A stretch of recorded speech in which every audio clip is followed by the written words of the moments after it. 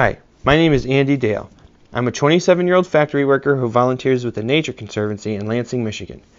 I've gotten into gardening a lot these past few years, and this year I want to improve my garden with environmentally friendly practices. Having a green thumb runs in my family. I learned how to garden from my grandma Gwilt, whose lessons were passed down from her grandfather, a sharecropper in Oklahoma. Because I don't have a backyard myself, I use my father's suburban backyard for my garden. In an effort to increase my vegetable harvest while keeping our fresh water systems clean, I'm reducing the amount of pesticides I use. Though it may not seem like they travel far, these pesticides used in our gardens run off into local waterways, ultimately reaching the Great Lakes. Soil structure makes a big difference in your vegetable yield. I only use homemade compost and organic fertilizers such as eggshells and coffee grounds. These enhance the soil structure and water holding capacity better than chemical fertilizers, while also preventing chemicals from flowing into local waterways. Did you know that too much nitrogen and phosphorus and potassium from fertilizers weakens plant tissue, making them more susceptible to disease and insect infestation? Another way to improve soil structure is by planting native species plants within your vegetable garden.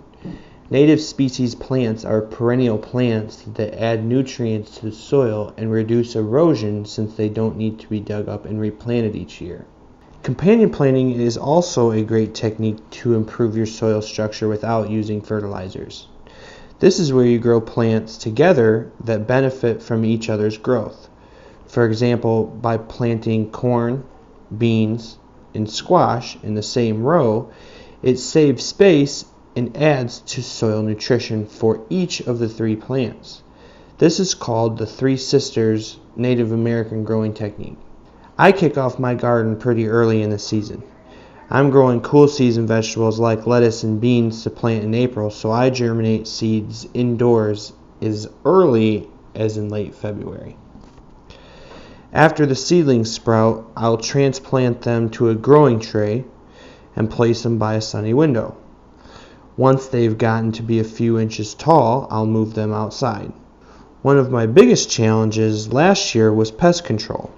Instead of using pesticides, I'm building raised beds this year to keep unwanted critters like groundhogs away from my plants, and raised beds can also be used in rooftop gardens. Last year, I grew eggplants, bell peppers, green onions, cucumbers, and tomatoes. With these added earth-friendly techniques, I think I will be able to double my harvest. I'll be eating right and reducing my carbon footprint at the same time. I'm hoping to spread my passion for gardening to others in Lansing. Plans are underway to determine the feasibility of a rooftop garden at Nature Conservancy's office in Lansing's Old Town. If given a thumbs up on the project, I will need volunteers to help complete this task. Either way, I'm looking forward to making my garden grow and turning it into a delicious salsa to share and enjoy.